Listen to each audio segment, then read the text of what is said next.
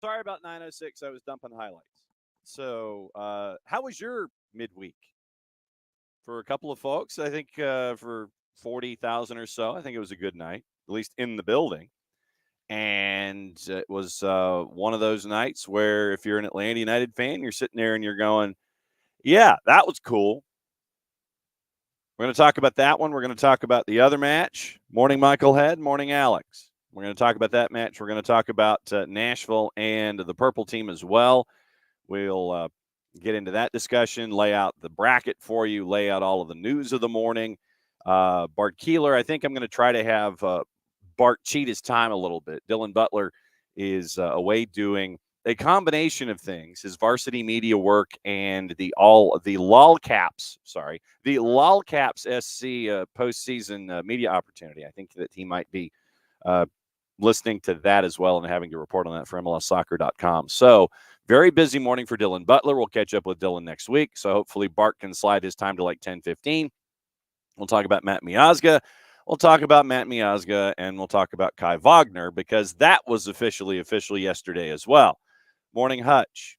We'll go through the highlights and let you know how we got to a Game 3 in Ohio in the opening round in the Eastern Conference with Atlanta United and with Columbus. Last night it was a 4-2 win for Atlanta United, and it was about 15 rounds worth of nuts. But, you know, when you're at Mercedes-Benz and you get the offense rolling the way that it was on, in that building, and you get what we saw last night, and that's how you end up with a Game 3. So, John, hear you there. Thanks for hanging out with us.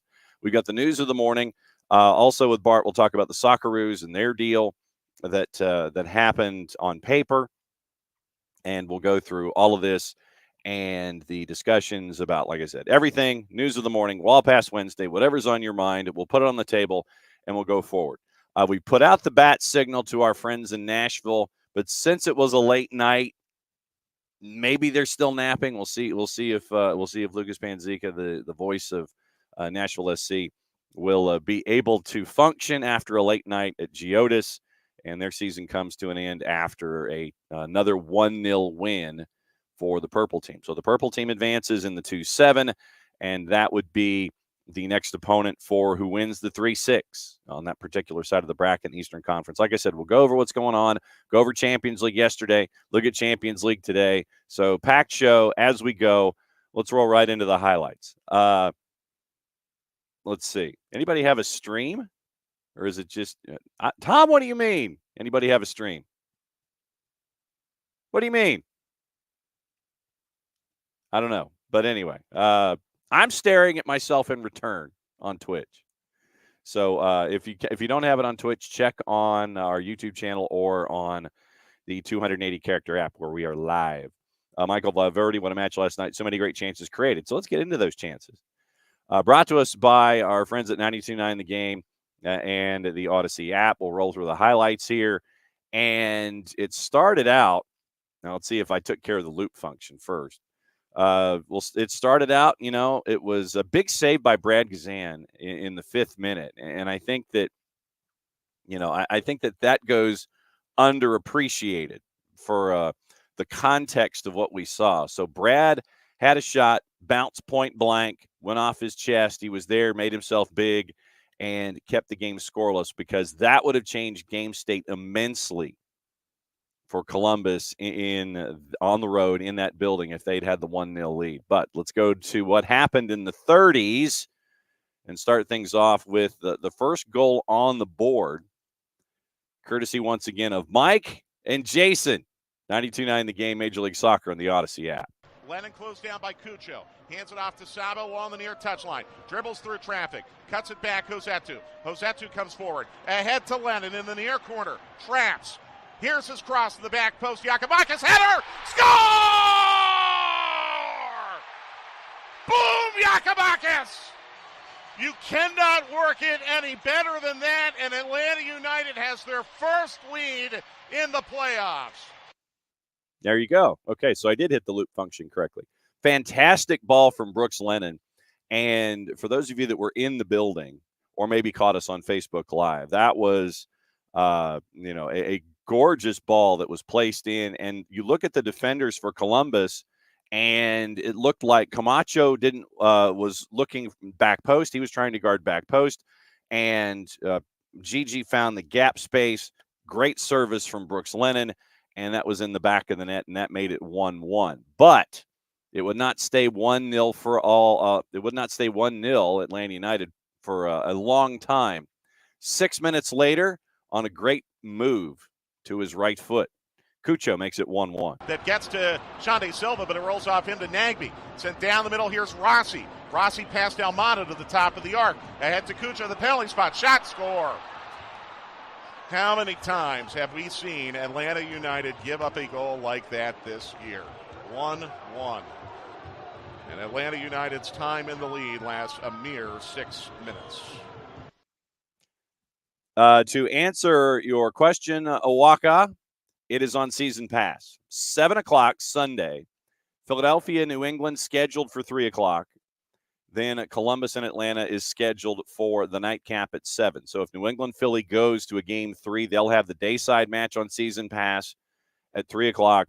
Columbus and Atlanta at 7 o'clock on season pass on Sunday. That's according to the MLS website as we have it right now. So tied at 1, and you're thinking, okay, it's going to get to the half at 1-1. It's just get to the half. Don't have what happened in game 1 happen here in game 2. Atlanta United picked up their Ticonderoga number 2 pencil and said, not so fast, my friend, in transition again just before the halftime whistle. However, it's Lennon now with a pitch down the right wing to Saba. Saba at the top of the 18, takes a touch, another touch, now centers it to Giakoumakis, ahead to Silva, shot, score! Ball don't lie! Shande Silva puts on a Spider-Man mask to celebrate that goal, and Atlanta United might have the halftime lead after all.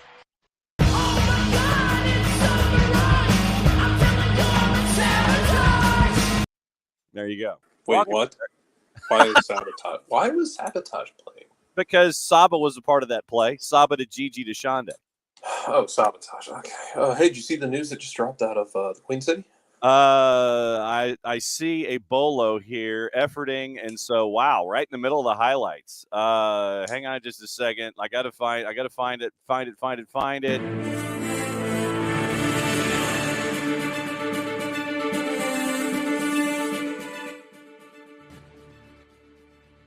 Charlotte FC parting ways with Christian Latanzio. I wondered if it would happen. Yeah. Whether or not it should have happened is not the same as I wondered if it would happen. Right. I feel like that's kind of a complicated situation. Yes, sir. From our friends at Charlotte FC, from their own selves. Announced the club has parted ways with head coach Christian Latanzio. Assistant coach Andy Key will also depart the club. David Tepper with a 2-sentence statement. Zoran Kernetta, Charlotte FC sporting director, will read his 2-sentence statement. A thorough and comprehensive search for the club's next head coach will begin immediately out of respect to all prospective candidates who will not have further comment at this time. Joe LeBeau, Charlotte FC president, had a 2-sentence statement as well. So, Bolo out of Charlotte. Charlotte's looking for a new boss. And with all of the personnel changes, I mean, Shvidersky wanting to go back home and trying to find stuff there, it's like you're going to be given a palette to work with, whomever they're going to get. Yeah. Just curious what direction they go with it, honestly. Yeah. Because you're going to have people available. Mm-hmm. The timing feels kind of weird. It's odd. That's odd. Man, like you're doing this now as opposed to doing it, after the Red Bull game. I felt like that's why I'm kind of thrown off by it. When he made it through Red Bulls, You're like, that Red Bull playoff game, like, okay, you're going to bring it back next year, run it back. Maybe he's on a short leash next year. yeah. But you're going to run it back. Nope. Odd. And yeah, instead of pulling the trigger on the Monday after the regular season's over, the Monday after your season ends, whenever that is, you decide to do it a week after. Is that a week? Week-ish? Week and a Dude, half? it's longer than that. 2 weeks? But still, yeah, I mean, the mere fact that you wait. I'm going backward to look at the schedule to see Wednesday the 25th. So 2 weeks, basically. So 2 weeks after you lose 5-2 on the 25th of October, you finally decide that you want a coaching change. Okay, sure. It's just that's to me. You're what you're doing here, and like I said, this is just 30,000 feet. 3.5 hours down the road. I'm guessing that there were discussions about philosophy and approach, and hey, we need to do this, and this. And the two sides at the rather long rectangular table inside a room with a bunch of glass windows probably had some. Like I said, I'm just extrapolating here. I'm guessing in the post-season post-mortem, they're all sitting in a room, or they're sitting at a table, or they're Zooming, or doing whatever. And one side of the table says this, and this. The other side of the table says this, and this. And nope, you're done. Yeah, it's on you. No, it's on you. It's on you. No, it's on you, and you're done. This is just odd. I can't put any other word to it. It's odd, man. Yeah, it is. Now you're kind of looking around. I'm interested to see who ends up on their short list. Yeah. I don't even know where to begin. No. But to your point, if it is Swiderski wanting to go back to Europe, and it sounds like he does. It sounds like he wants to be back in Europe, and some of it might be a homesick thing. I think I saw him mention it's just easier to be a part of the Polish national team, which is a big thing for him. Yes. But it's easier to be around friends and family when you're over there. The travel is less arduous, and maybe it's not in how old is Karol Swiderski? You're searching faster than I am. Yeah, Karol Swiderski he's 26. Okay, that's not bad. Yeah, I mean he's in a good spot to go land somewhere, Italy-ish. Yeah. He's not in like the prime of his career. He's got plenty of years left. But you're going to have an open DP spot. Yeah. You're going to have a striker who's going to come into year 2 and who's going to be the out-and-out striker. Assuming Josviak will stay.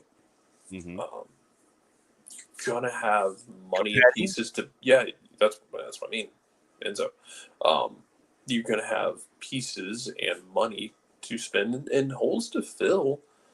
I don't think it's an undesirable job at all.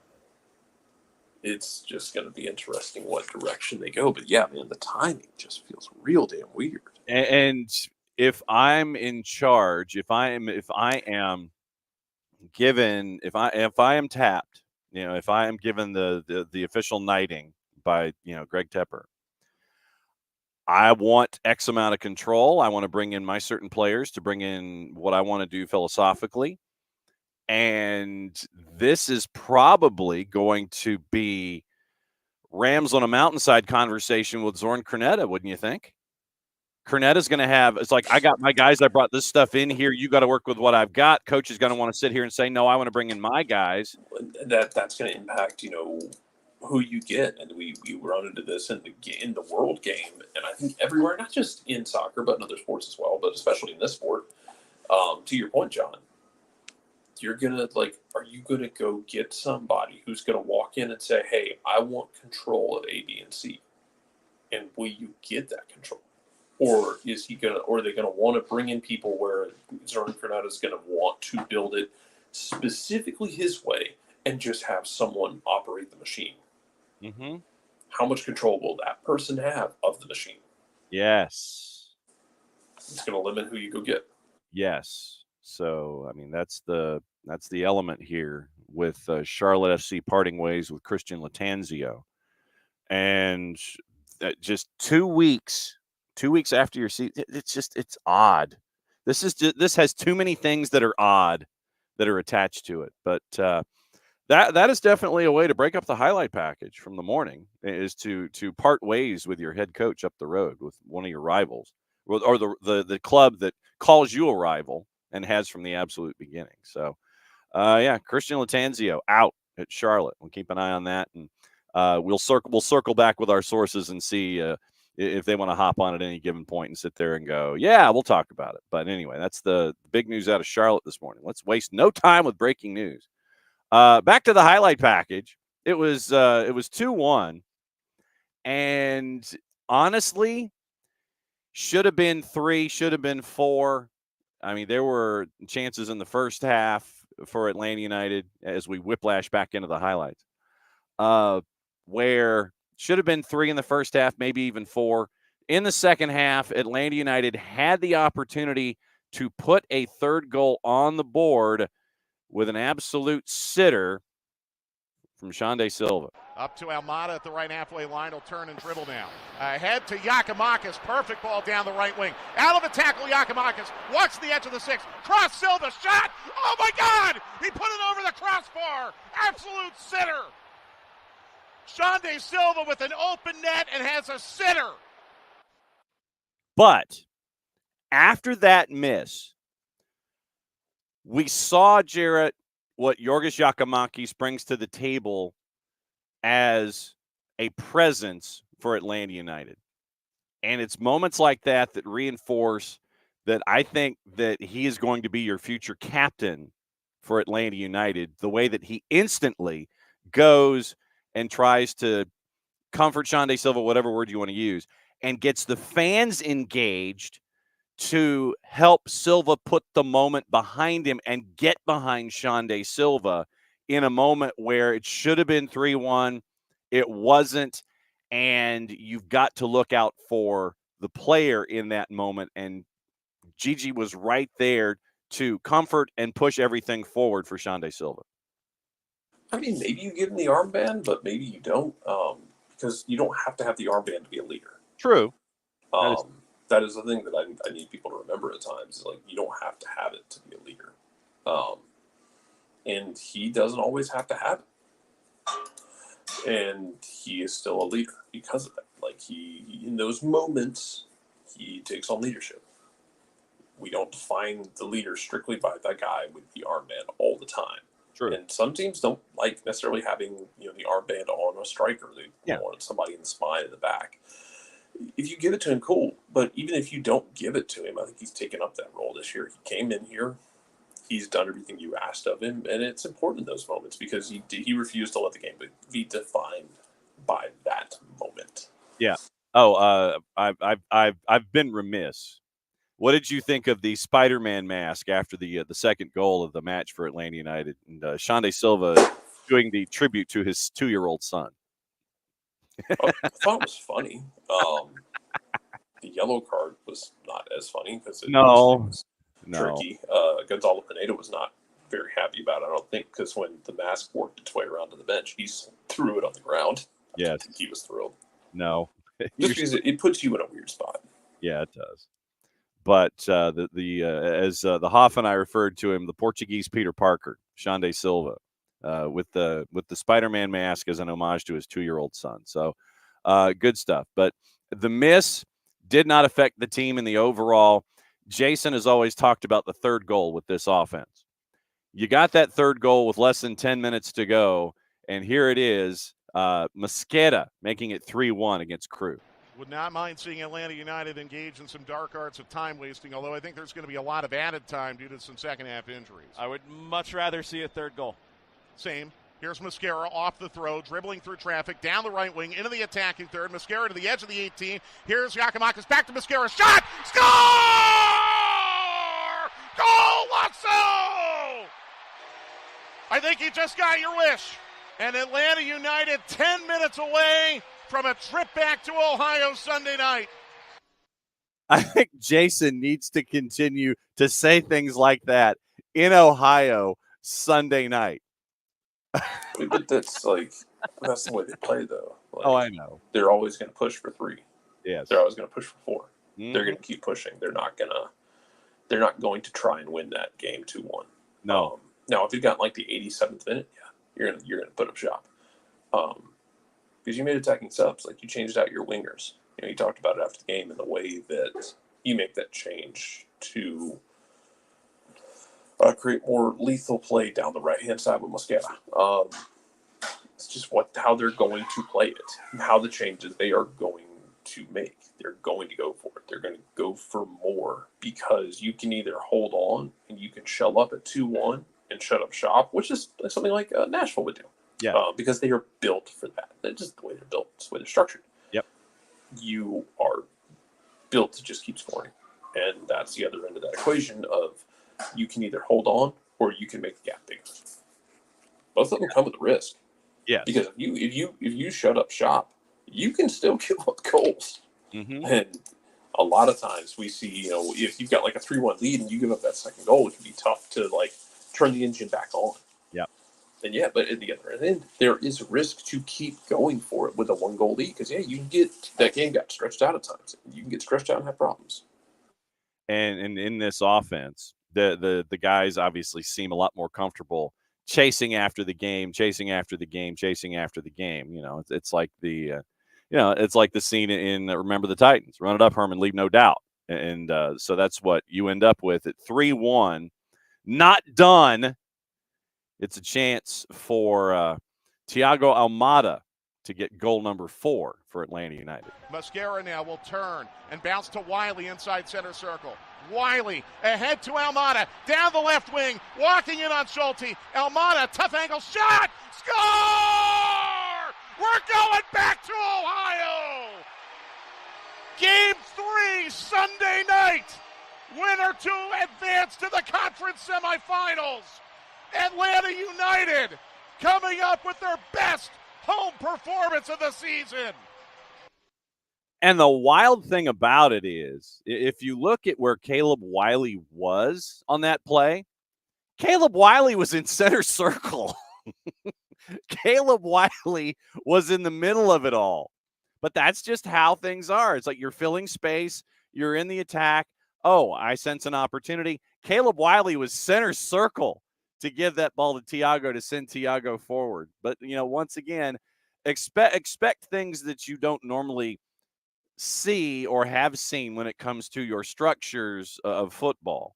And Caleb Wiley, center circle, running through everything past the Thiago. And Thiago, Schulte was anticipating I think Schulte was anticipating something short side. Schulte went down, tried to make himself big, and just the gorgeous little chip by Thiago Almada put goal number 4 on the board for Atlanta United last night.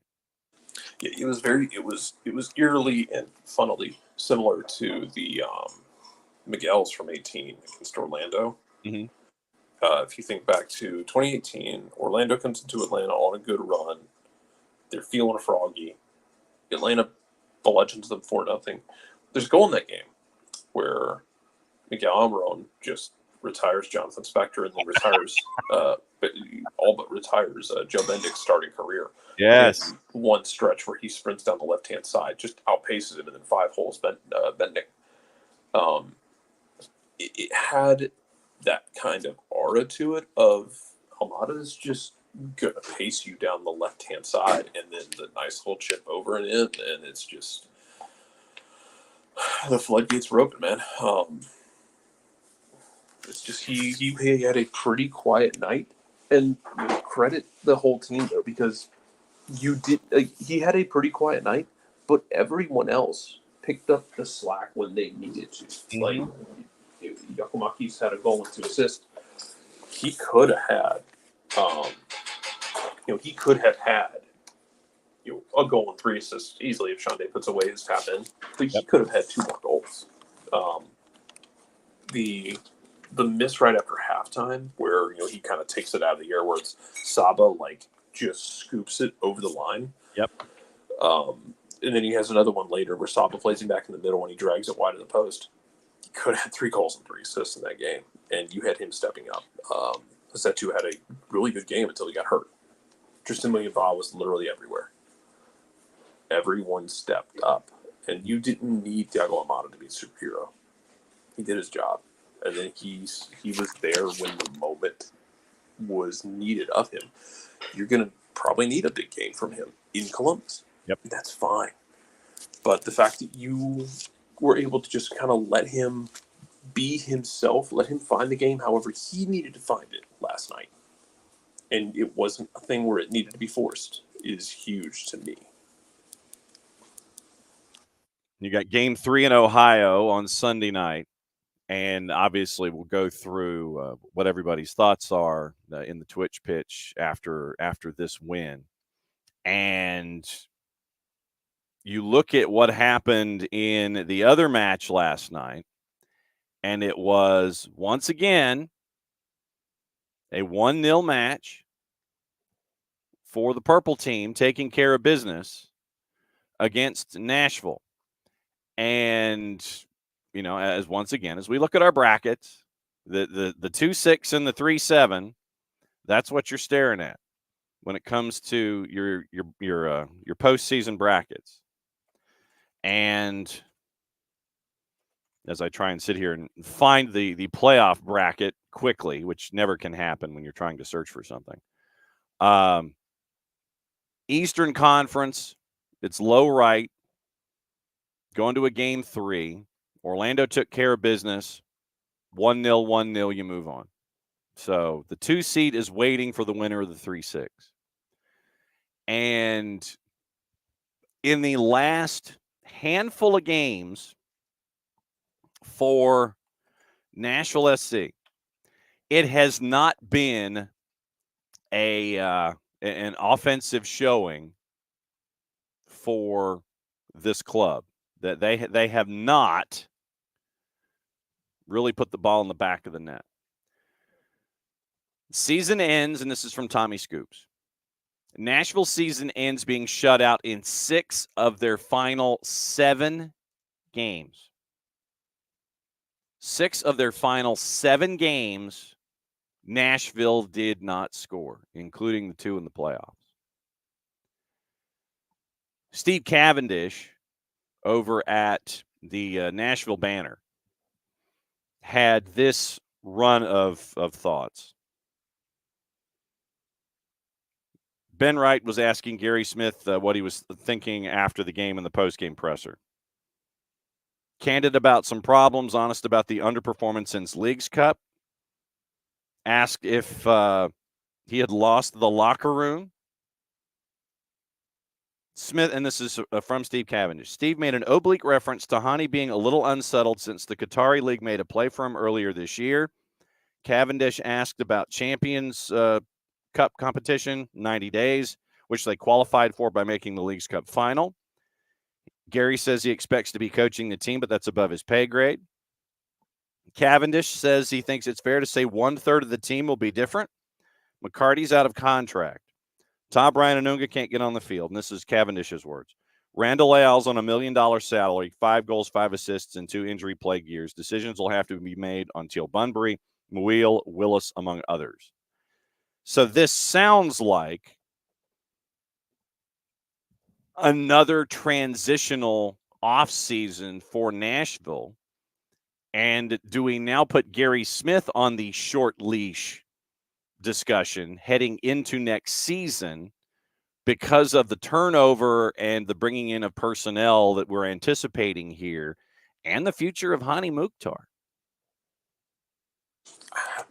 Maybe. I know Doyle already kind of brought that up of is he on the hot seat? You haven't really captured what you had in year 1. ever.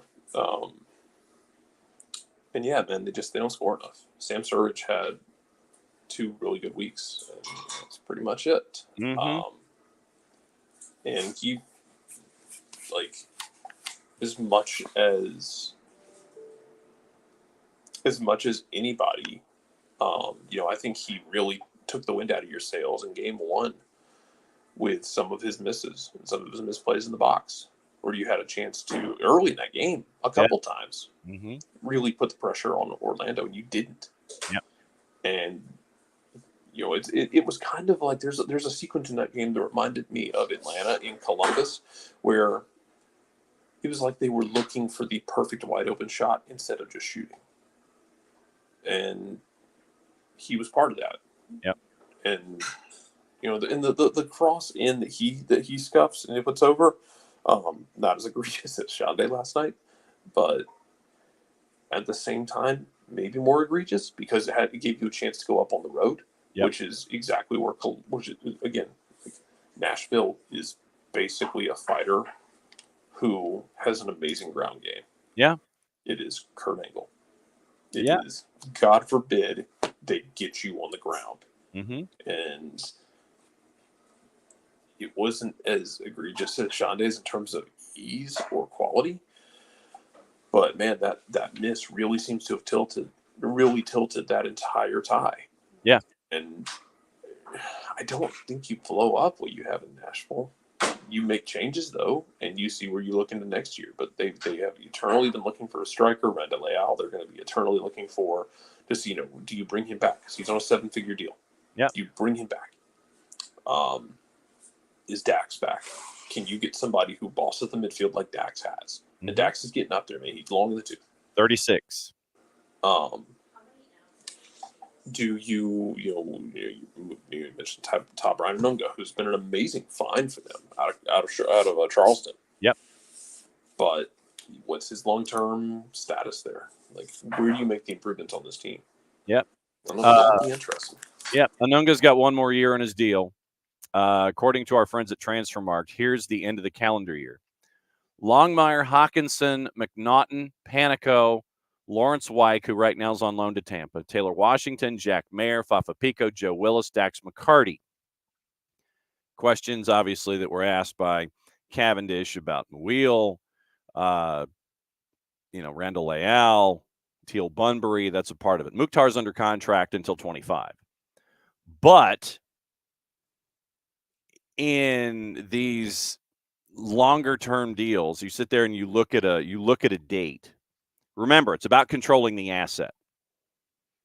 You have control of the asset that is Hani Mukhtar through the end of the calendar year 25, through the 25 season. So you can, if that Qatari team wants to come knocking on the door, it's like, okay, but, you've got to make it worth our while. And Hani, once again, has to be wanting to move. Remember, he married a local woman. He married someone who is a Central Tennessean. Does Hani want to uproot his family after being newly married and go to Qatar? Will his new wife understand the business of soccer? So, the family aspect is something to stare at here for Nashville. But, once again, right now, Nashville SC is in control of the asset. After what happened this year, I don't know if you're going to be getting the same amount of money from that Qatari club because of how Nashville did not finish. But we'll keep an eye on that as well. And so those are your 2 matches from last night. Tonight, and yes, I am right there with you that the fact that you can't find – KFC says it's ridiculous they don't have the bracket on the homepage. I literally had to type in MLS Cup playoff bracket, and it is in competitions, playoffs, this year, bracket. 4 separate things that you've got to go down to find the bracket for the MLS Cup playoffs. But, that, like I said, it might just be me. There might be an easier place to find it, but I had to do a search, roll it over, and work down. So that's where it is in trying to find the future of this league. You had to do 4 separate things. Michael Head in this morning. What does it mean that all the goals from last night were scored in transition? In his memory, it seems most of Atlanta United's goals are scored in this manner. I mean, part of it is the fact that that's the way Columbus is going to play. They want the ball too. And even their first goal right before halftime, what they had done was if you go back and look at it, the build-up to that goal, they were trying to – Atlanta was pretty solid defensively up until the goal because they were in shape. They kept their shape. Columbus is passing the ball around, unable to find a door through. Then they misplay a ball, and Atlanta tries to go on the break. And I think it's Muyaba or Shande, tries to play, a quick little flick. And it just doesn't come off. Yeah. And then because Atlanta had started that transition, they were kind of having to stop and reverse gear and get back into defensive shape. And then Columbus is able to play through that. And then you get Cucho finishing really nicely. Yeah. You play a team like Columbus, it's going to give you opportunities in transition. Mm-hmm. Now, you can create artificial transition if you play a team that's going to sit deeper, you can try and create artificial transition by creating overloads or pulling them up the field with possession and stretching them out. But Columbus is, because of the way they play, they're going to give you opportunities in transition because they want the ball. But nobody's 100% with the ball. It just doesn't happen. And honestly, if you get through this, and let's not count our chickens for the eggs hatch. Right. If you get through this, Orlando ain't a lot different. Orlando wants the ball too. Yeah. And you're going to have transition opportunities with them as well. And this is the thing, has been the teams that made it into the playoffs. Of those top teams, they're good in transition, and a lot of them are good with the ball. The trick is you don't want to get into a transition battle with Cincy, but dude, I don't know if Cincy survives the next round right now because Cincy will not have their two starting center backs. Very good chance they will not have Miazga for an extended period of time. Yes. Philly is what you know what Philly is, but Orlando wants the ball. Columbus wants the ball. Houston wants the ball. Not West. You know what Seattle is. You know what LAFC are. Those are teams that are going to give you those opportunities. But they're also going to be looking them from you as well. So those moments where you have the ball, you have to be clean. You have to be careful so you don't give them those. Right. Bart Keeler set to join us in about a half hour. If he got the note that I wanted him to punch his clock in a little early instead of at 10:30, with Dylan Butler doing MLS soccer duty and varsity media duty. Going through some of the other comments, Ricky goes, "What a performance! Game 2 was always the most important, and you put a bunch of pressure on Columbus going into Game 3." Yeah, right. That was always the thing. It was we talked about it ad nauseum that Game 1, you didn't have Thiago. You're going on the road. You're not expected to win that game. Whatever. You win Game 2 at home, and you turn Game 3 into a one-off where all the pressure's on the home team, who is the trendy pick to win the MLS Cup. And you put all of the pressure on them to win in front of their fans. And no matter what, you just also reminded everyone that Columbus can bleed too, because they bled a lot last night. Mm-hmm. You really cut them open. So pressure's on them. No doubt. So you've got to go into the real world. Hopefully you'll be back. That's the plan. All right. So Jarrett's going to go into the real world and hopefully come back, and we'll roll through it. Let's see. Tom, anybody else see the Cincy fan who was there last night with his kit on and "Hell is real" sign? I did not. I did not see this gentleman. Saw him at Reverb pregame, chatted a bit with him, in town for business, bought a ticket, just hoping to see Columbus lose. Yes. And not to be outdone, he needs to go to the MLS Next Pro version of things. Heck is plausible when it comes to FC Cincinnati 2 and Crew 2. So, no, I did not see the gentleman who came in wearing a third kit from a third team, rooting against the other team from Ohio. The celebration, Niall, was for his 2-year-old son. And so he puts on the Spider-Man mask and gets the celebration and does the shooting out of the Spidey webs. But very, very funny. And Niall says, weirdly, even after the miss, felt confident the team would score more. But, and we've seen that, where you're dealing with a team that gives you these transition opportunities, and the speed that you've got going the other way will lend itself to more shots on net and more opportunities to widen your lead at that point. Miles halfway out the door with a question mark from Kefsey. Good captain's choices out there. There are. Wiley, think there should have been a persistent yellow for all the fouls on Muyumba last night. Yes. And you know why Columbus did that.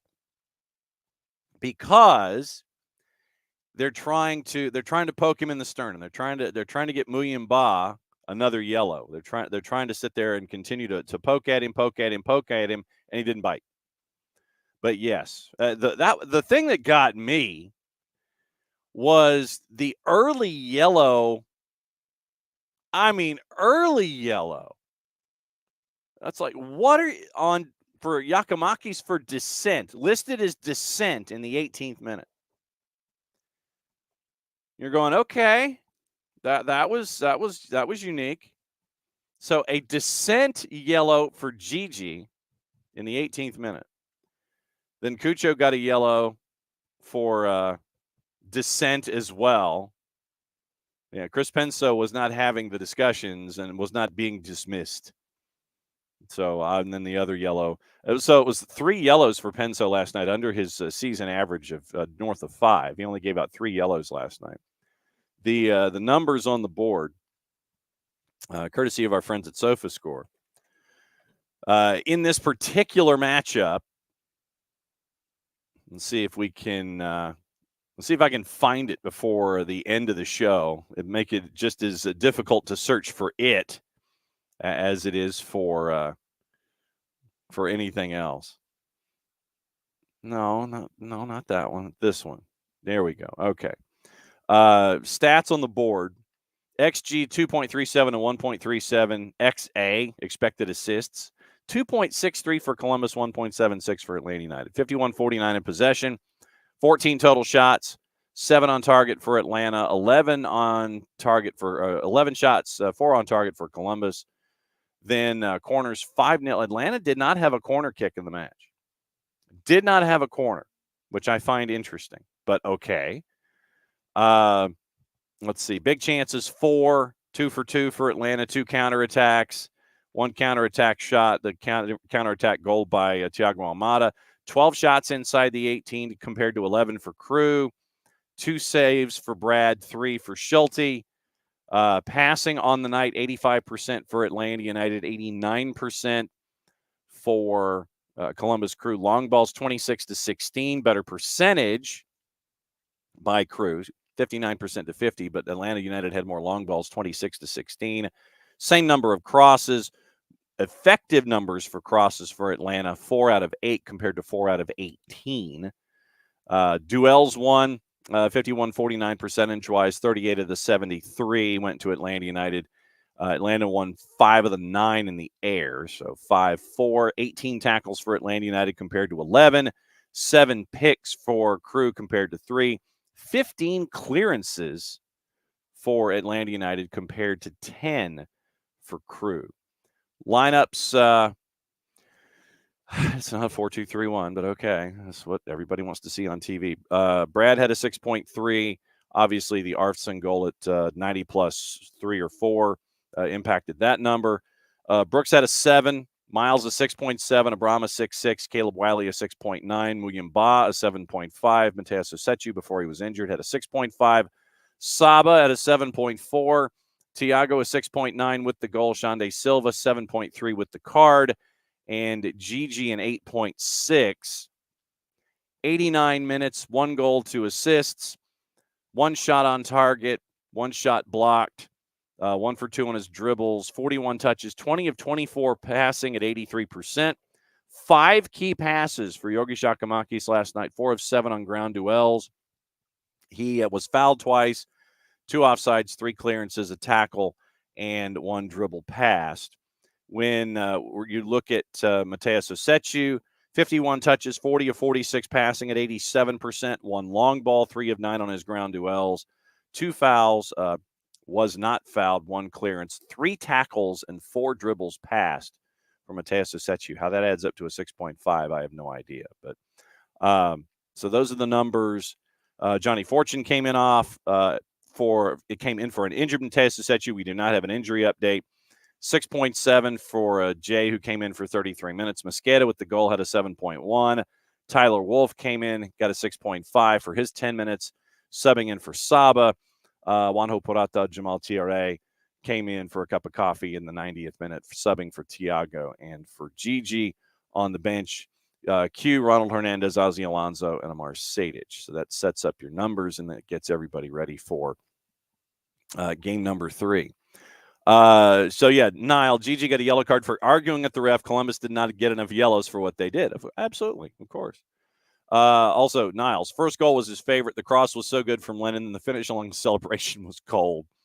And Wiley goes, definitely the most excitement I've ever heard. Somebody say we're going back to Ohio. I need to get for Friday the Pretenders drop. So I will keep an eye on that one. But yes, Hani is still under contract for another 2 years. Hang on just a second. Thought I was going to sneeze, but I've turned the sneeze away. And so, yes, Waka, we do root for SKC in Dallas and a home championship match. So the bracket right now in the East, we have a 1, a 4, a 5, a 3, a 6, and a 2. So 1, 2, 3, 4, 5, 6. That's who you have left in the East. In the West, right now, you've got an 8. You got a 4, 5. You got okay. So 3, 2, 3, 4, 5, 7, 8. That's what you're staring at. So 2, 3, 4, 5, 7, 8 in the West. So that's what you're staring at. And we also have the points thing. So with Atlanta United, it would be a lot of folks out West would have to not have as many points as they do. LAFC would be out in Los Angeles. Seattle would be in Seattle. Houston has more wins, so it would be in Houston. And then we'd have to start looking at RSL in Dallas. So that's your math when it comes to rooting for what to root for. But you know me, I'm just rooting for chaos anyway. Any kind, the more chaos we have, the better. I'll take it. So give me chaos all the time. Yes, Niall Mukhtar was very quiet in the final stretch of the season, but that's the thing with Mukhtar and with what Nashville wants to do. Nashville wants to get you to turn the ball over. Short field, Mukhtar, clinical, finish, boom, goal. If they have to work all the way from one end to the other all night long, they're going to get tuckered out. That's not their gig.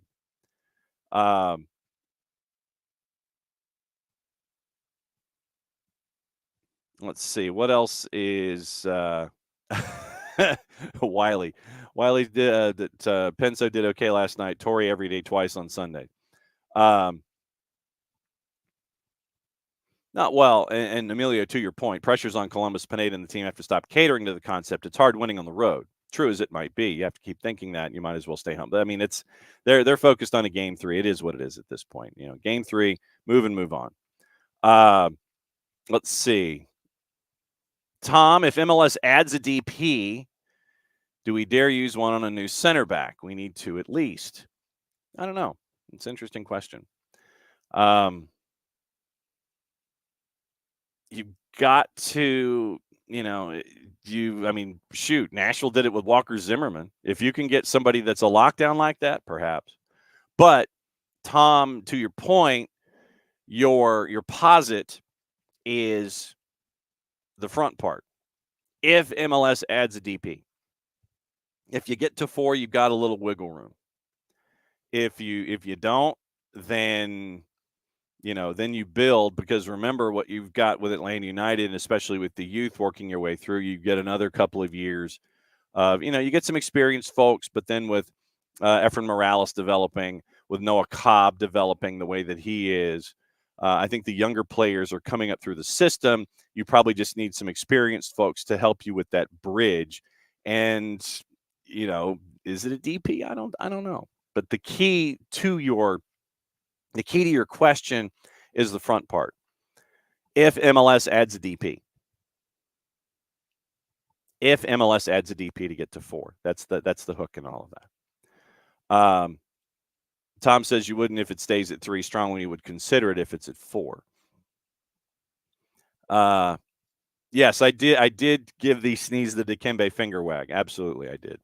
And the thing is, I have, and I don't know how you guys combat sneezes, but it's either breathing quickly or trying to that's the biggest one for me. Breathing quickly or thinking of citrus fruit, because that's an old wives' tale, and apparently it works for me. Maybe it's a mental thing. But yeah, traditionally for me, it is breathing in and out quickly or thinking of like lemons or something like that, and then I'll sneeze and then it's done. And yes, Alex, it is in association with a talk show that has an ideological bent that is out there. So I may try and find another Ohio song. It might be Dandy Warhol's, might be something like that, something Ohio based. Might be Drew Carey, might be Presidents of the USA, Cleveland Rocks, or something. Even though we're talking about Columbus, something that's non-Columbus-y based or something Ohio based. I'm open for suggestions on Friday. I'm open for Ohio song suggestions for drops as we continue. David, expect the Sunday Ohio weather forecast is a monsoon. Well, let's check it out. I wish I had, I wish we had like a, I know we have a meteorologist who is somewhat on call, but right now she's busy. She's kind of working. But all right, so we're going to weather.com. We're going to weather.com. All right, so Columbus, Ohio, 10-day. I'm clicking on the 10-day forecast. I don't want the hourly. I don't want the day. Okay, so Sunday night, Columbus, Ohio. This will be fun, provided it wants to load for me. From what I saw, if what I saw was accurate. Abby, let's see who gets there first. Sunday, high of 52, low of 31, partly cloudy with a 6% chance of rain, wind from the northeast at 4. So at least it ain't raining for anybody who's going. 4-mile-an-hour winds from the northeast, high of 52, low of 31. Take your long johns. Take your thermals. That's where we are. Minnesota has hired a new sporting director.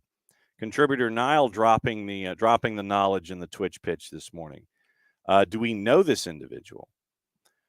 Tommy Scoops is letting us know, and I have not received my email yet from Minnesota United. Hired Barnsley chief exec Khalid El Ahmad as sporting director. Sources tell Tommy Scoops and Paul Tenorio. El Ahmad, 42, had been a candidate for multiple recent MLS openings, now set to head the front office in Minnesota. Okay.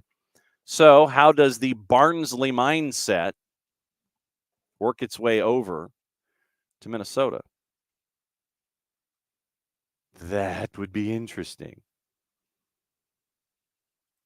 Ricky, what is the total number of coaches fired this year so far with Charlotte now? 11 billion. It's what it's MAR and Latanzio, right? Just those two? I'm not including like assistants and stuff, but I think that it's just those two. We'll see. Alex, 9. Let's see. The stream's killing you today. I don't know what's up with the stream. Kevsey, great team tackle efforts last night. Not 100% shutting down attacks, but team defending better than one dominant guy. Wear the pom-pom ATL hat. 21 Pilots is from Columbus. Okay. So 21 Pilots is from Columbus. And let's see. I saw the candy, and they did not. I would have had to have actually gone into the room when they opened the bags, Abby. So Abby did fantastic work last night and sent like 2 bags of Reese's, and it's the white chocolate covered, which I'm still kind of squeamish about. Still kind of squeamish. And the regular. But no, they did not. I saw it when I went into the booth to drop off their liquid, because I always get water and Red Bull and zero sugar for the booth. I saw it, didn't want to open it first, but I did not go back in a timely fashion to help them with the inventory. So we'll see what happens. Yeah. What, Tom? Bart, I can't help folks when it comes to the lightly colored Reese's. It's the white chocolate covered Reese's peanut butter cups. Have you seen these? Mm-hmm. Yeah. I don't know if I have the fortitude to sample them, because you can give them to me. Okay. You can give them to me. Okay. I believe them. Mixture. I'm a fan of all Reese's. So okay, yeah. So Abby said it was a mixture of Reese's, and let her know.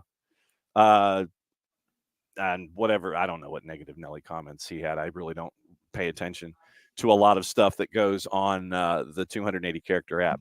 No, I being a fuddy-duddy of a certain age group and demographic, I'm stuck in my ways, and I don't know if I can handle. You don't like white chocolate? Oh no, do not misunderstand.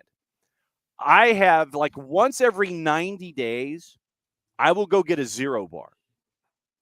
The Zero Bar for me, okay, is my white chocolate excursion. And but Ricky's like, it's just chocolate. See, now we're getting into chocolate down here. For me, I'm so 9,000 years old, set in my ways, that for me, Reese's are Reese's. It's supposed to be the orange wrapper. I understand the marketing elements of it, where it's Christmas. Do you eat different shapes of Reese's? Yeah, because it's still the same Reese's, though. It's just, okay. I understand the holiday implications and the marketing aspects of it. When it comes to, Christmas trees, pumpkins, whatever else you want to do, I get that, but it's still just the basic chocolate, peanut butter, orange wrapping, what have you. Okay. It's not like, being 700 years old and a fuddy-duddy, that's just how I'm locked into these things. So, and so now here we go. Abby's like Butterfields and O. Henry's. Butterfingers, yeah. Tom, Christmas time, white chocolate peppermint Hershey Kisses. Just think of them as distressed peanut butter cups. They're scared. They're scared peanut butter cups. All right. By the way, welcome to hour number 2. And this is I'm glad I got out of bed this morning, John. I started festivities at 4 in the afternoon. Actually, I started them at like 3:30. And continue them after, because we won and we're here. But thanks to Abby for tagging me or bringing me along to the halftime meetup. So there you go. All right. So there were a couple of things that I wanted to discuss with you on your normal sojourn, which we have to properly promote. Yeah. First and foremost, there are things that have happened involving athletes in Major League Soccer that I wanted to discuss from a referee's perspective this morning. And I guess the first one that we have to discuss is Matt Miazga. Yep. And right now we are still in that stage of information gathering where the PSRA has come out and said that he charged in and he had to be forcibly removed from the locker room, and you have eyewitness accounts that are sitting there saying, well, no, he wasn't forcibly removed. Staff came over, he was taken out. They heard a member of the media in Cincinnati basically overheard Miazga coming out of a room saying, "Find me," all these kinds of things. Well, the most important thing is that Matt Miazga's personal public relations service, Pat Brennan, said he didn't do anything wrong. I figured you were going there. Yes. Oh. I don't know why like there.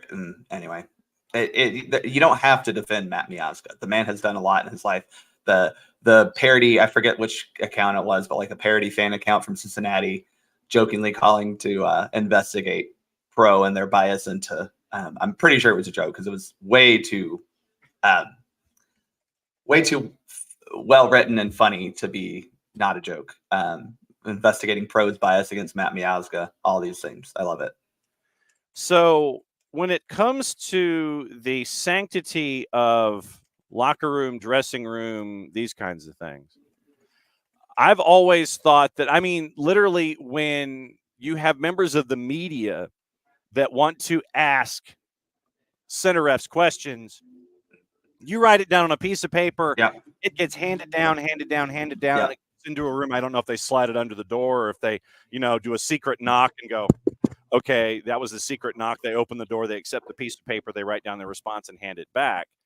If they want to do that at all. Yeah, if they want to. But, there's always been, some kind of protocol when it comes to respecting the space that is attached to officials.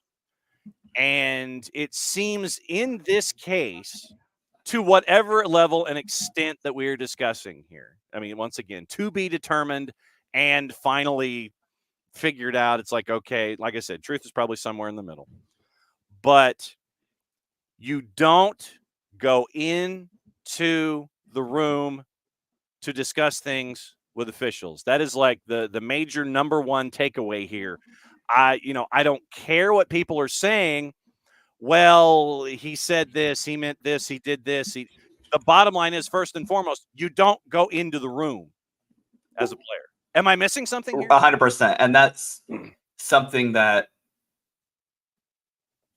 even at my level where we don't have a room, we maybe have a bench or a tent. We might have, I'm going to give everyone out here a tip of advice. Do not approach a referee ever after the game if you're not a coach or a player. Mm-hmm. Certainly don't go into their private space to do it. Because legitimately, we have things we have to do after a game. Like, it's not just get undressed. We have a whole report that we have to write.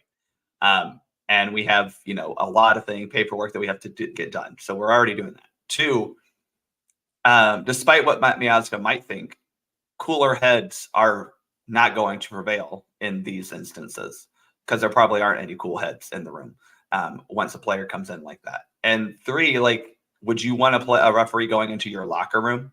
Mm-hmm. No. So the fact that he even thinks he could approach them in that regard is quite honestly the problem, right? It's not even that it's the fact that he thought that was going to be a course of action that he could do and get away with. Have you or any of your peers been in a situation like that where you've had stuff, where that space has been, I'm not going to say it, violated, but infringed upon probably? Yeah. I mean, it's hard again at most of what I do is because, again, we're lucky if we get a little pop-up tent that is ours. But it happens more than it should because players, parents, specifically parents, and honestly, players and coaches, most of the time, this is why it was so weird for me, is like players and coaches, once the game ends, they have to move on too, right? Like they have to turn the page. They're getting their stuff done. They've got to do X, Y, and Z. They've got to make sure they've got the dinner plans figured out with the wife or the girlfriend or whatever after the game. You're undressing, you're all these things. So again, I don't understand that, but we've had instances where, coaches or parents, specifically parents, come into our little area and try to talk to us about things. And it's not as Kevsey said, it's not a, hey, thank you. Because if that happens, then which it does, it's usually as I'm walking off the field because I'm done for the day or whatever. But, hey, thanks, Gref, type of stuff, or hey, good job. When they're angry, they never wait for you to walk off the field. They always come right to you. And it's not scary necessarily, but it is one of those things where you're like, you're going to be outnumbered. because you have your referee crew, 3 people there. You might have one from another field. And as my experience has taught me, parents don't try to police other parents. Mm-hmm. And that's why when parents say, "Oh, well, it's just the bad ones," I go, "Well, you're all bad because you all allow the behavior, and you all, no one out there ever takes steps to curtail that behavior from when it's happening." And it is a little scary because you don't know. I mean, I get it, especially with parents. They're so worried about their little angel babies that have never done anything wrong in their lives. How dare I give them a yellow card? Which is, I think, Matt Miaga's problem. He thinks he's never done anything wrong in his life. How dare you give me a yellow card? That, or he's just a complete and total. I don't know what the expletive warning is, but D-bag. I don't know if I can say that word. I don't know. We just earned our. I think we just earned an explicit rating. I didn't say the word, John. No, but discretion being the better part of valor. It's scary. Just don't do it. Don't do it, right? Because it puts us in a bad situation. It puts you in a bad situation, and I don't understand how you think you're going to come away from this looking good. Yeah. PSRA. Fine him. Yes. PSR. Well, suspend him first and foremost for coming in the room. Yeah, and that's the thing is, I think this plus the Vancouver coach's comments. I was going to get into that, and I know they're not. I know that's not a direct death threat. I get this, but it was. Why are we joking about the livelihood of and the safety of a referee like that? Right. Between these two incidents, MLS does need to do something, because I think you need to make an example out of Matt Miazga, suspend him for 10 games. I'm not even joking. Oh, no. I was thinking at least half a season. Yeah. I mean, because, then you see what happened with Kai Wagner, and he only gets 3 games for being a racist. We'll circle back to that in a second. You're hitting all of my rundown. Yeah, I know. I'm sorry.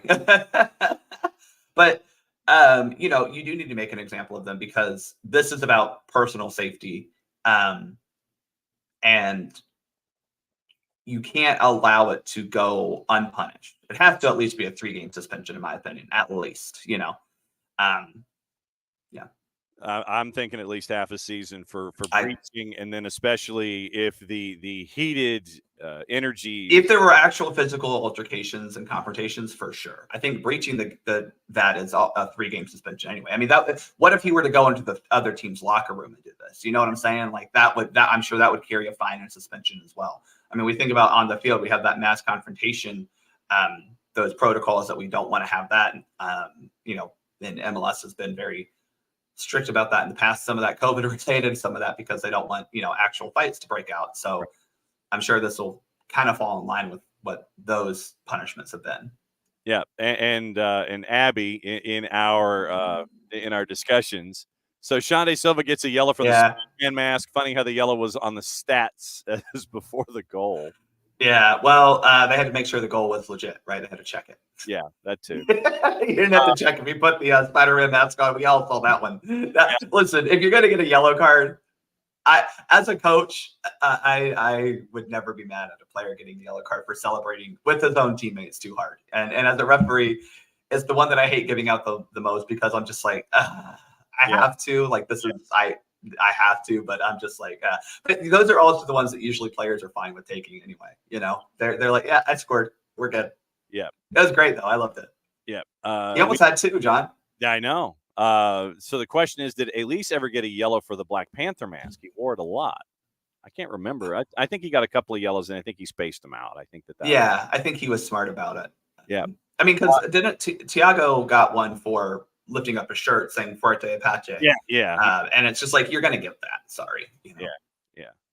I wish it weren't. Those are one of those yellow cards. I'm like, but you can't allow some things and then not allow other things, or, similar to how the NFL was for a time really cracking down on celebration penalties, because where do you draw the line? Right. Will Pelagic looks like he's going to join us at the bottom of the hour to discuss Christian. What's up, Will? Well, at the bottom of the hour, he's going to join us to talk Christian. So we got 15 minutes. Oh, yeah. Yeah, Christian Latanzio. We'll talk about that with Will for a little bit before we wrap this morning. So now we know that saying something completely and totally inappropriate in your native language and trying not to say it in English is 3 games. Yeah. Only 3. Yeah. So at least we now have a bar. At least was there a fine? I didn't see if there was a fine or not, John. I just saw the suspension. Don't believe I've seen a fine attached. I don't believe there was. I have not seen a monetary attachment to the thing here, the official, and that's the official. It is a thing. Let's see, and the reason that it was only 3 was because he came forward and admitted he said it. That is the difference between what happened with Kai Wagner and what happened with Dante Von Zier. So, order to participate in a league-mandated education program, which he's already started, and according to the league's announcement, must remain in full compliance with a program directed by a league-appointed restorative practices expert, end quote. So there you go. Yeah, I just I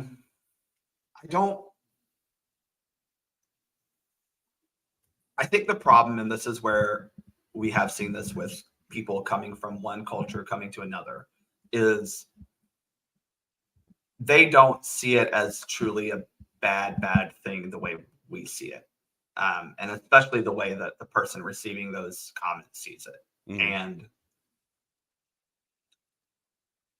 that comes from their place of privilege most of the time, because they don't understand why that's hurtful, why it's dangerous to some extent.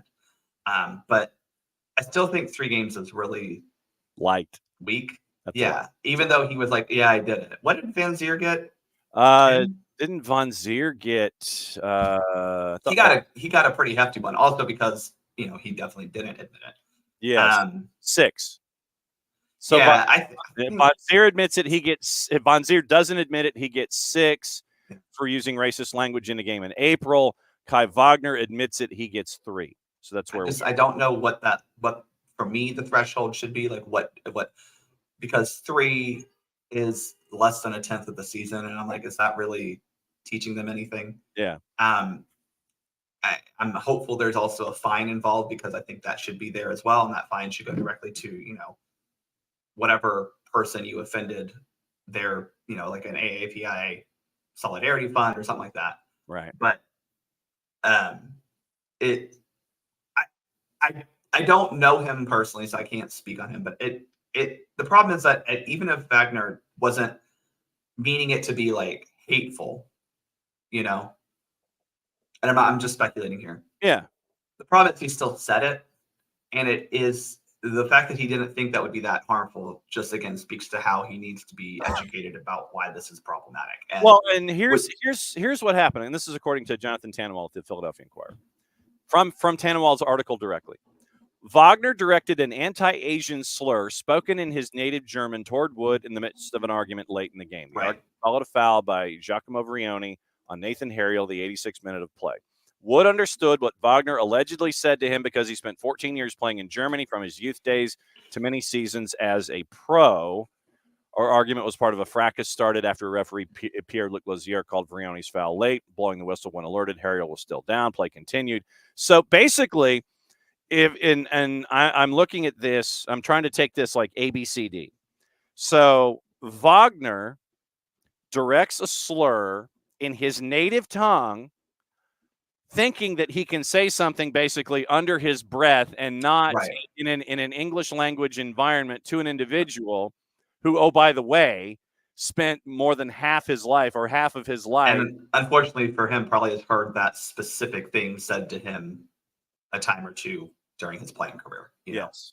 So, I mean, props to not Van Zier, Wagner, for at least admitting that he said it. I think he understands, hopefully, that what he said actually was wrong, but he still said it. Mm-hmm. And that's just where I don't think 3 games is big enough. I really don't. And especially, I can see, okay, one time you get this after that, you have this problem, it goes up, but 3 games just seems very, yes. Yes, that's. But at least now we know the bar. So if you say something allegedly and you don't cooperate, it's 6. If you say something thinking you're going to get away with it and you don't, and you admit it, it's 3. What did Sosa get? Did he get 3? I think he get 2. I think it was 2 for Santi. Yeah. I think, and that was he missed the final match and then the first match, right? Yeah. So yeah, nothing, Rich. We're just talking about Matt Miazga and Kai Wagner being D-bags. Earn it. All right. So, and I wanted to just get your points. I just wanted to get your thoughts on that as a part of reffing down here and violating rooms and things like that. But what I also wanted to talk to you about this morning, the Matildas get a pay increase and equal treatment to the Socceroos in their new CBA. Matildas and Socceroos have struck a new pay deal that will mean the country's top women's footballers could receive a pay increase of up to $80,000 a year on top of their club salaries and tournament prize money. This comes from Jack Snape at The Guardian. Deal follows the Women's World Cup, where the Matildas had hundreds of fans at TV ratings records. Football Australia Chief Executive James Johnson's describing it as a partnership. The objective from Football Australia's point of view in this agreement is to really drive the economic progress further forward.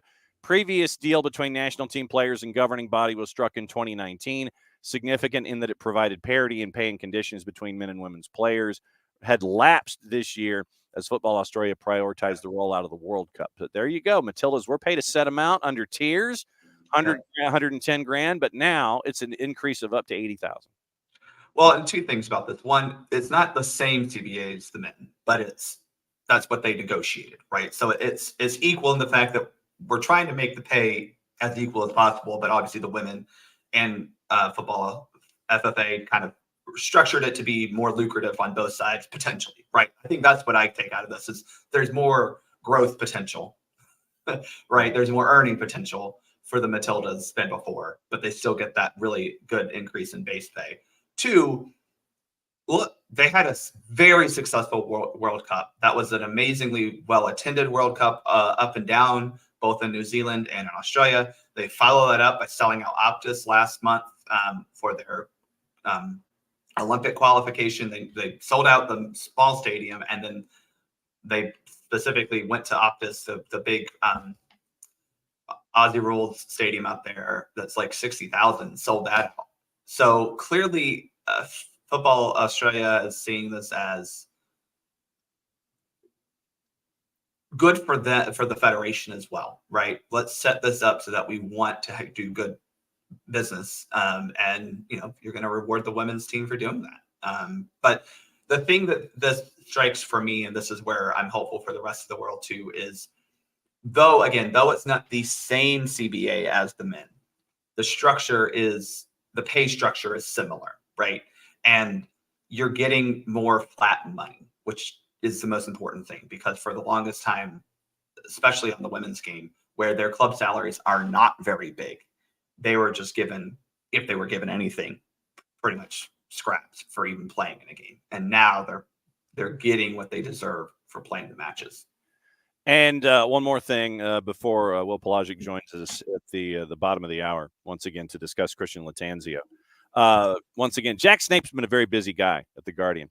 Football Australia caught by surprise by FIFA's 2034 World Cup bid process. Well, surprise. Yeah.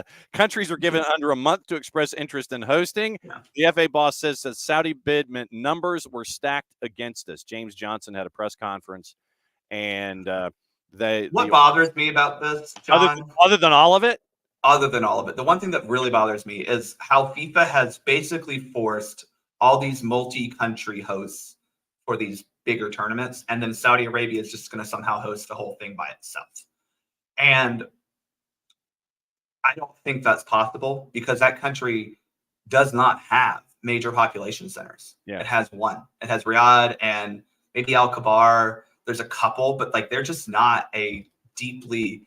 I was watching something from Alfie from HTIC Southern's talking about how dispersed how dispersed the population was. It's not a very densely populated country, because 90% of the country is desert, right?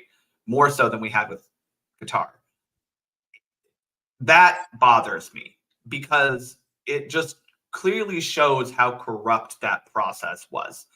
I think that Australia and New Zealand, had they been given proper time, because again, that's the other thing is FIFA just decided, oh, we're doing 2034 now. Yes. Yeah. They just decided it. And it's like, had you given Australia and New Zealand 6 months to get their stuff together, New Zealand would have needed to, they would have needed to find another stadium, right? Because Eden Park is at 40,000. But didn't they trim the numbers for avails? They trim. I think they did. They have 2 that would meet it. They probably need to get 1 more. Now, granted, by that time, Christchurch may be building their new stadium, because the one they had, which was actually really nice, and sad it wasn't there. They tore it down because of earthquake damage. Christchurch probably could have gotten a 35 to 40,000 stadium built. Yes, Ricky, we still don't have a host for the women's 2027. Yeah, we'll talk about that next. I think Australia really could have done a great job. I think the only struggle would have been, and this is something that Bam had talked about, was it would have been during Aussie Rules football season. Yeah.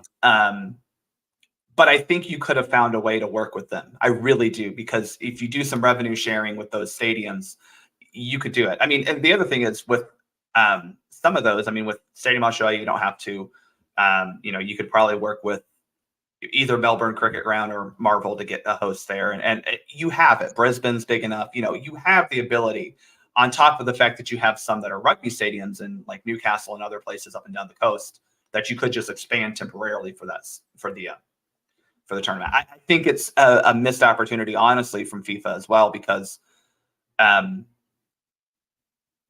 I think they deserve to go. Like, I think that the East Asian side of the world deserves another World Cup. I think Japan, Korea was a great showcase for that. I thought Australia, New Zealand was great this past summer, and I would like to see that again. And I think those are way more better tourist attraction destinations than Saudi Arabia. Mm-hmm. Yes. I figured I would give you that to give you something in addition to talk about for Soccer Free's POD. It sucks because it wasn't a true bid process, and I think that's the thing that bothers me most, is it wasn't a bid process. It was a decision. It was an anointing. It was right. It was a cash dump. We still don't know 2027 Women's World Cup hosts, which is a failure on FIFA's part. They had already set the dates, but this is one of those things that, again, FIFA, if you want to treat women's football even kind of equally, you need to give these host countries at minimum 8 years to prepare, right?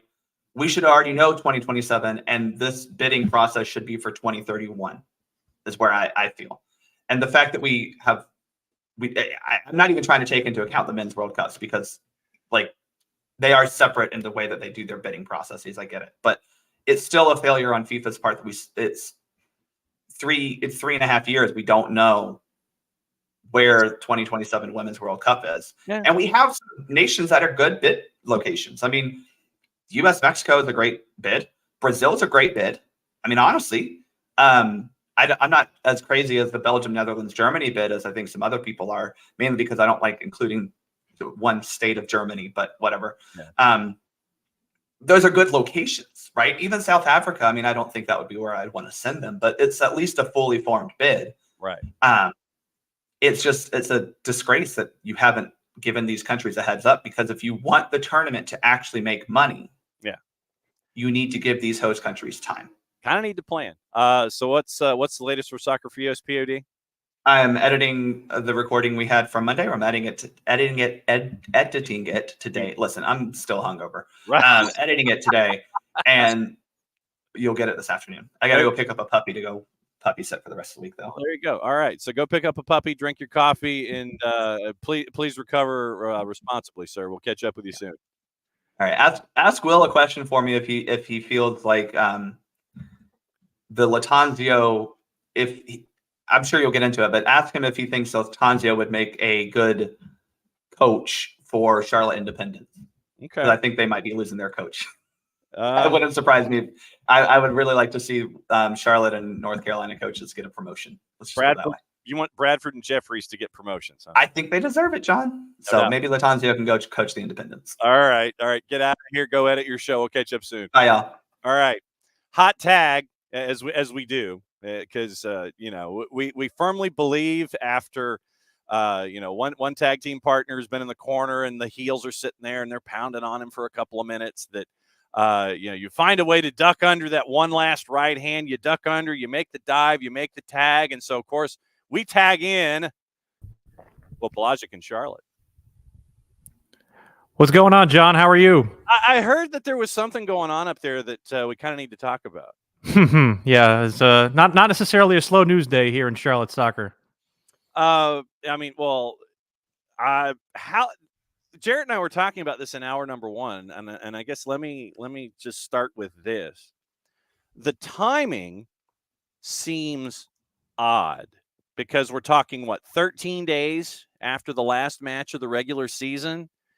And you announce this now. It just seems kind of an odd duck right now.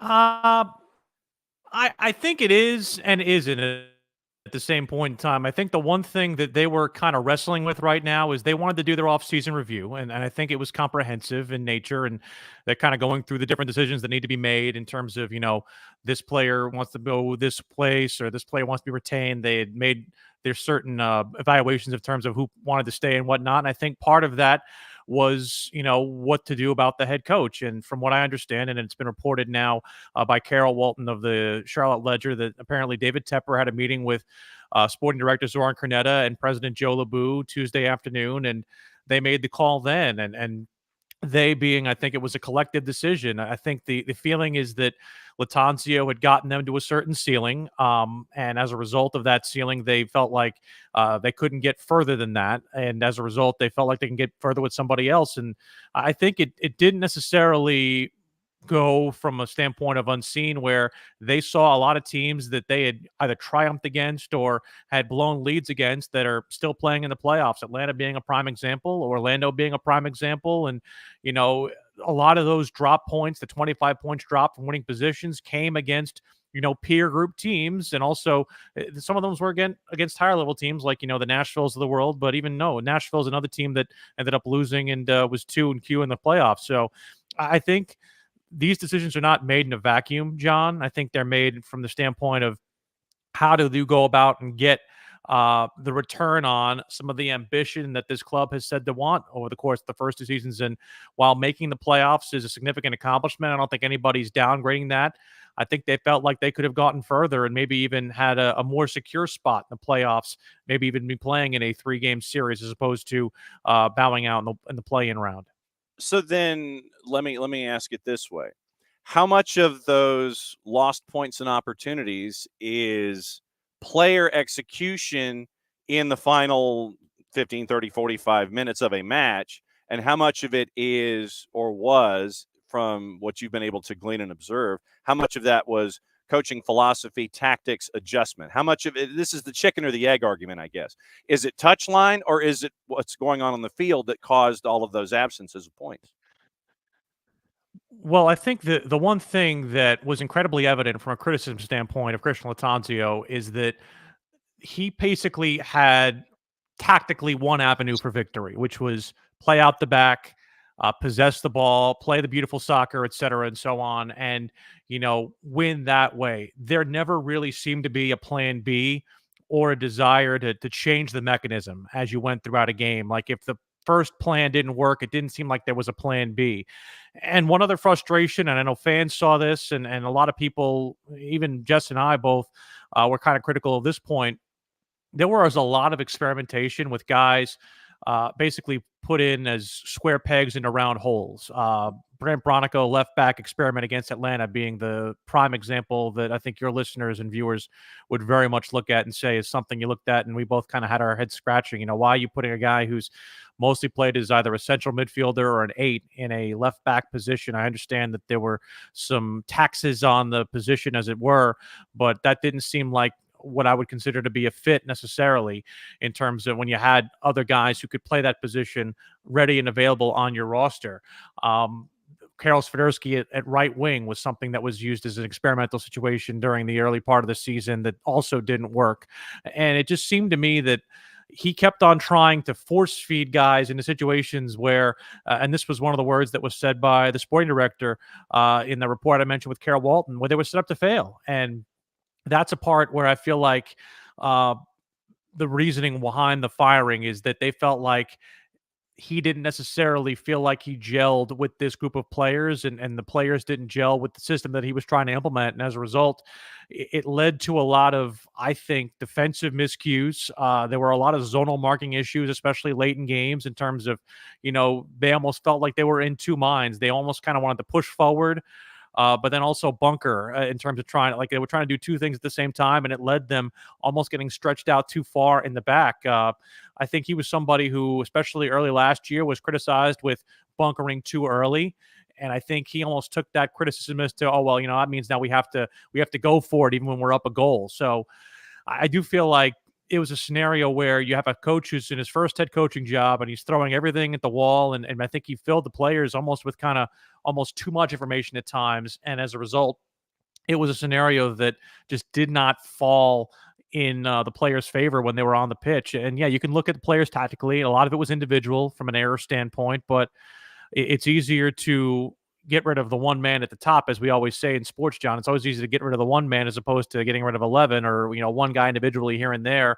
And I feel like the sporting department felt like, at least from their standpoint, that they kind of felt like they had reached their ending point with Lattanzio. So now, as we discuss that plate of spaghetti being thrown on the wall and trying to turn it into a Picasso here, the future, when it comes to players staying, going, turnover, all of these kinds of things, for folks that have not been following the day-to-day like you have, I know that the beacon of this is Swiderski and trying to figure out what his future is. How different would you anticipate this roster being with a new coach coming in as this added dynamic here for 24?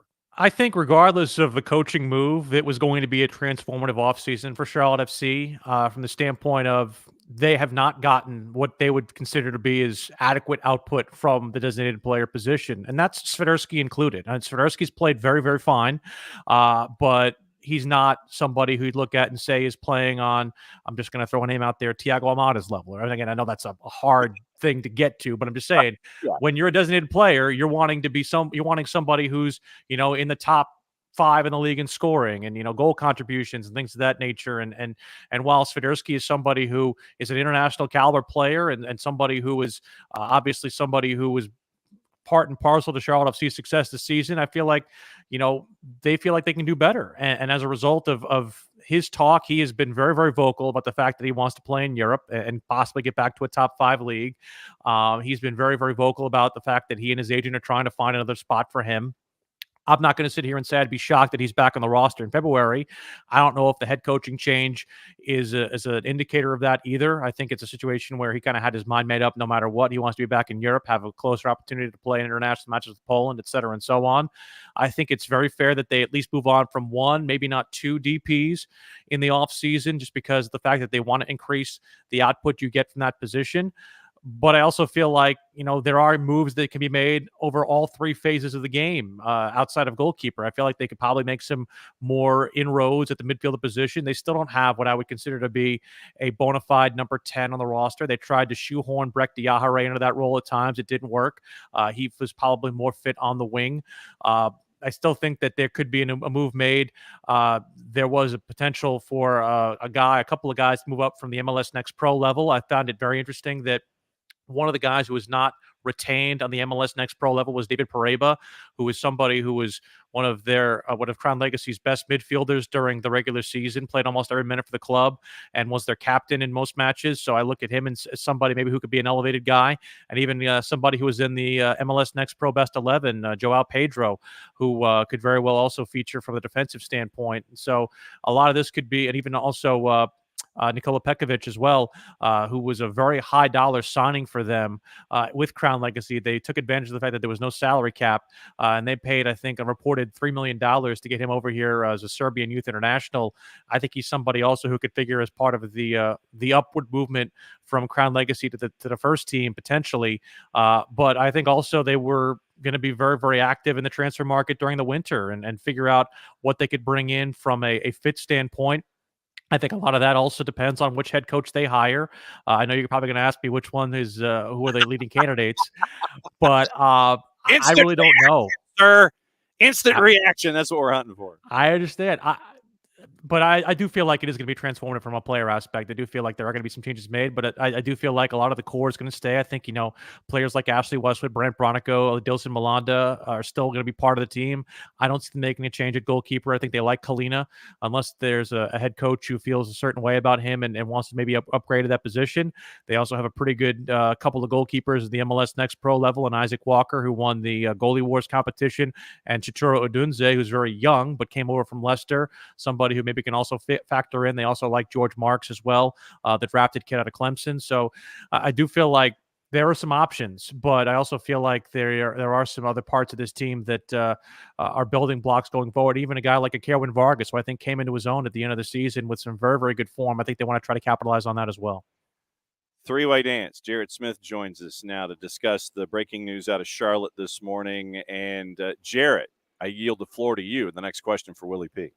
Hey, Willie. I guess what's been your take on the timing of all that? Because like we were talking about it earlier, that it just I think I thought everything was going to stay the same after 48 hours after the Red Bull game when things didn't happen, and then for it to hit this morning, it just feels like maybe, I don't know, it feels weird. Like, you think it was like a discussion and maybe in the last few days of, hey, maybe we just need to go our separate ways? Again, I think it was more comprehensive than just they didn't want to make a gut reaction off of the playoff disappointment. I think that was the kind of big thing, is they wanted to kind of take some days to mull over the decision and go over some of their end of season decision making on players, and then take a beat on that and maybe get Latanzio's thought from a philosophical aspect on what he wanted during the offseason. And then after hearing that, have the front office meet together and see what they think about that. I don't think it's a scenario where they're behind in any aspect. I think whether you did it now, whether you did it 13 days ago, I don't think it's necessarily a big difference. I think you're still dealing with the same teams that are looking for head coaches. I think, Portland's made their move, obviously, with Phil Neville, and I know that there's still some open jobs, Colorado, DC, et cetera. But I do feel like from the standpoint of where they're at, if they wanted to make this move, they probably already had a short list. And I think if a sporting director is anybody of its salt, you kind of always have a short list ready to go. It's not as if they would have lost some time by doing it 13 days ago versus doing it now. I feel like they probably already had an idea in their mind about wanting to make this happen. I was very, very careful with the way that I personally talked about it, because I didn't really get a good indication as to whether or not he'd be safe even after the playoff disappointment. And I think part of the way they played in the playoffs is an indicator of that. I think, the playoff loss to Red Bulls was almost a microcosm of a lot of the problems that we'd seen with them this season, and I think the inability to adapt, as I mentioned with John earlier, the inability to really know where your best 11 sits until a latter point of the season, the constant changing in and out of guys and putting them into positions where they were not necessarily adept at playing. And I think, while people will look at the timing, I think a lot of fans, I will say this from their perspective, a lot of fans, this is something they welcomed it. And I'm not saying that you make decisions solely based on the fan base, but there were a lot of vocal people about, whether or not they wanted to necessarily, renew their tickets because Latanzio was staying, et cetera, and so on. Again, I know that was not the reason that they made this decision, but I think rapport with the fan base, or a lack thereof, is just another tick of the box in terms of whether or not they made the decision now or 2 weeks ago. And I also think too, Jarrett, that, the feeling is that, with a lot of established clubs, your Barcelonas, your Real Madrids, you're playing in a system there where you have identities. And Charlotte had really failed over the first two seasons to really establish a defined identity. And what defined identity they had established was the 25 points dropped in winning positions. And that's the part that I feel like they wanted to try and get away from that narrative as much as possible. And I also think too that they want to get a coach in here that players are going to want to come play for. It's not necessarily Latanzio is a bad person or as a bad coach or whatever, but I don't know if he's necessarily attracting, a big money player to this organization, and whether or not they can actually hire that man, whether that person exists, I think remains to be seen. But I think you'll see the way they go through their coaching search. I'm not saying you 100% browbeat. We want somebody with head coaching experience or major head coaching experience, or we want a name, we want a splashy hire. But I think the way they'll go through this search, at least from a speculative aspect, is that they will probably insist on somebody who is going to bring a certain level of player here from an attractiveness standpoint that they couldn't get with their previous head coach. But don't you also, and this is the balance, I guess, that we're staring at here, is that you've got to win the press conference, especially for a young team and a club that is trying to fill up a rather large stadium. And then you risk that whiplash of, if the guy that you had was, pardon my French, a hard ass, and I might have just earned our explicit rating for today, then you go to the players coach and you risk that 180-degree whiplash in trying to figure out, okay, if coaching philosophy and personality A did not work, then obviously we have to go the other direction to see if that works. So there's a lot of things in play here, personality whiplash and winning the press conference too.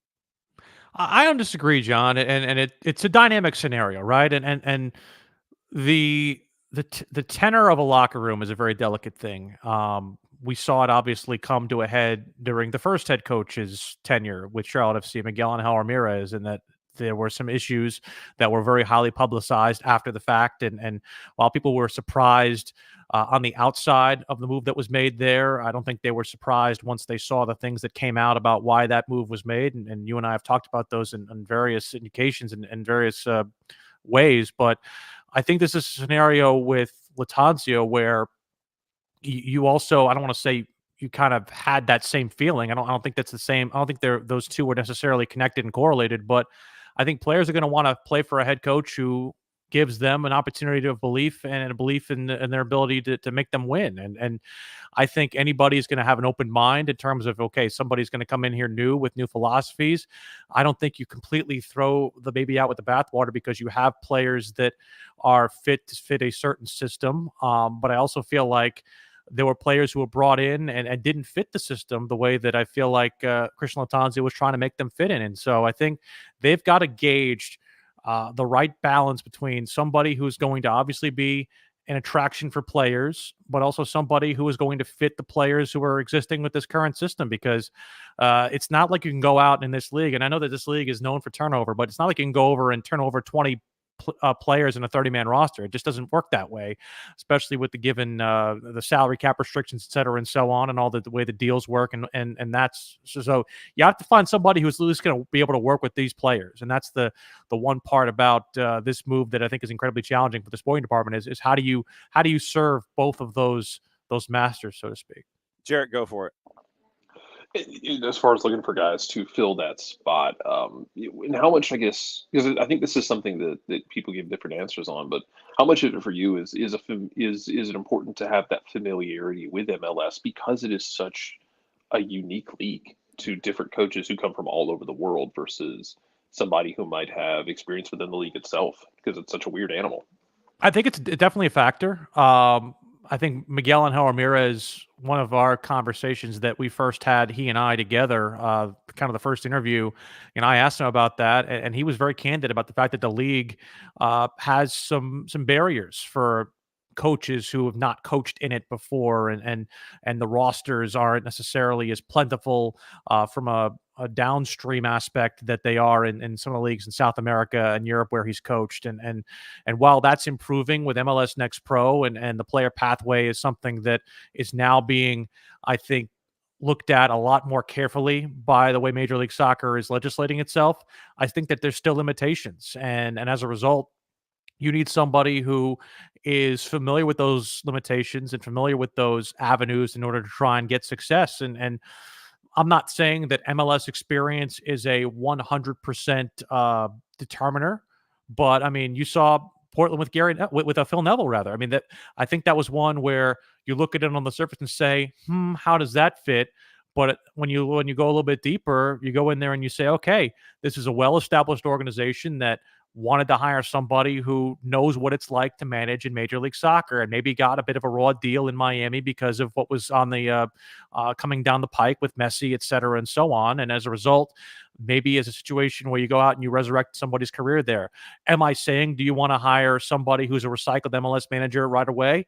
No. If you can find somebody who has either got, European experience or South American experience and wants to try their hand at the league, I think you go into that with open arms, but also with the understanding that, hey, this isn't exactly a league where you look at and you say you can have a full run of it. You can do that with up to 3 players, but you also have to build a core. And I think that's the one thing that the sporting department will tell you right away. Zoran Cornetta has said this on multiple occasions. He said that, they didn't really value MLS experience as something that was, 100% absolutely needed from not just a understanding of the rules standpoint, but even going down to the players who are understanding how the league works. And I think that's the part of it that he would concede that, they probably didn't necessarily value at the beginning, but now they certainly value it now. I think you look at the way that they went about their business during the last couple of transfer windows, and they've tried to find players with MLS experience, and they've brought guys in here who know the league and know how to play in the league. And as a result, I think that they're better for it. But at the same time, just trying to pigeonhole yourself and say, oh, we got to go hire somebody who's got MLS experience, I don't think you're casting a wide enough net. And I do feel like they're going to cast a wide net in terms of the way this search is going to go.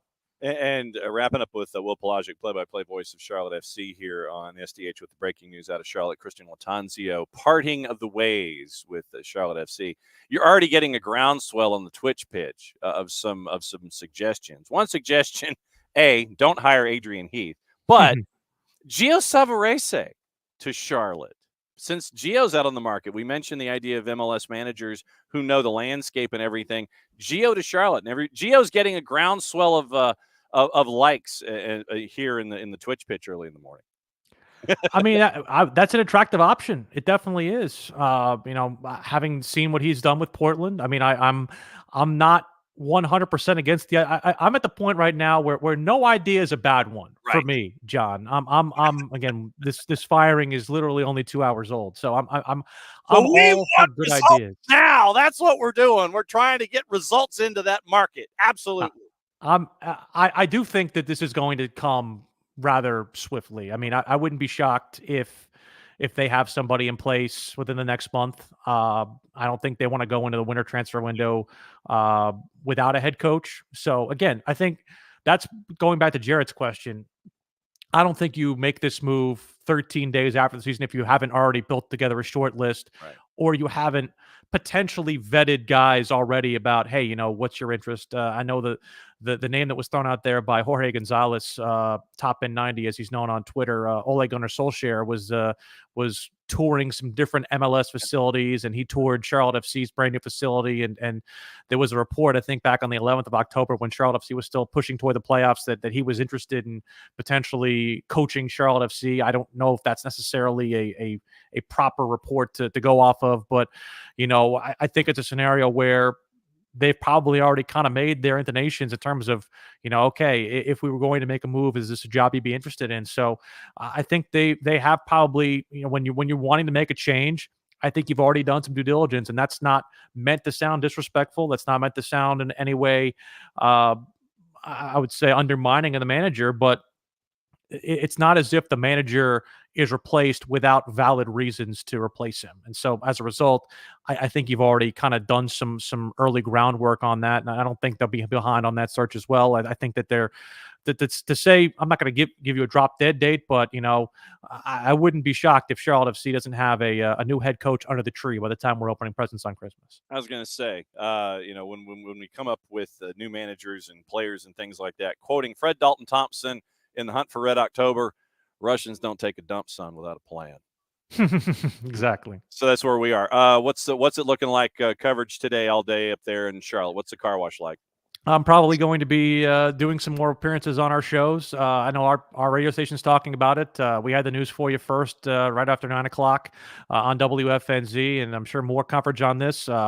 When I know Jess has got a coaching clinic right now, but I think the two of us will probably get together for a podcast to maybe give the final postmortem on the season. We had been kind of waiting ourselves to do our own season postmortem because, again, I think both of us really didn't feel comfortable to be sitting there and saying, "Hey, he's okay. Yes, 100% for sure." And I think that end of season evaluation needed to kind of fully take place before we really kind of put the bow on the season. And now that move has been made, I think we can fully take a step back, look at the season, look at what needs to improve, and ultimately who's going to be running our club here in 2024. Looking forward to it. Will Pelagic, play-by-play voice of Charlotte FC up there at WFNZ. Thanks for dropping in on short notice with the breaking news out of Charlotte this morning. Anytime, my friend, you know what's going on, just bang on the door. We'll answer.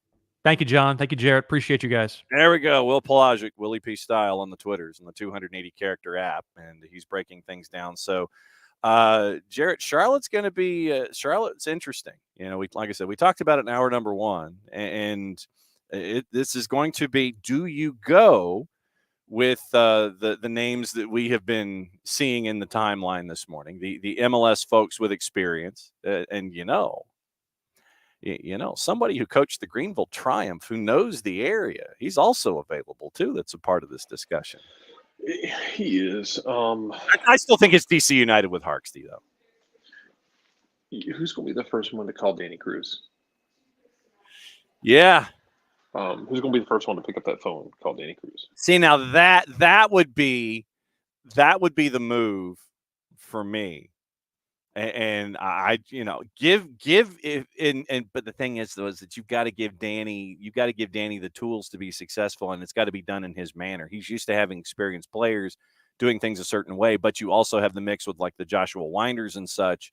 Danny's got a set way of doing things. I just wonder what those conversations might be like there at Bank of America Stadium with Zoran Corneta, David Tepper in that front office. Yeah, man, it's going to be interesting to see how they find that fit. Yes.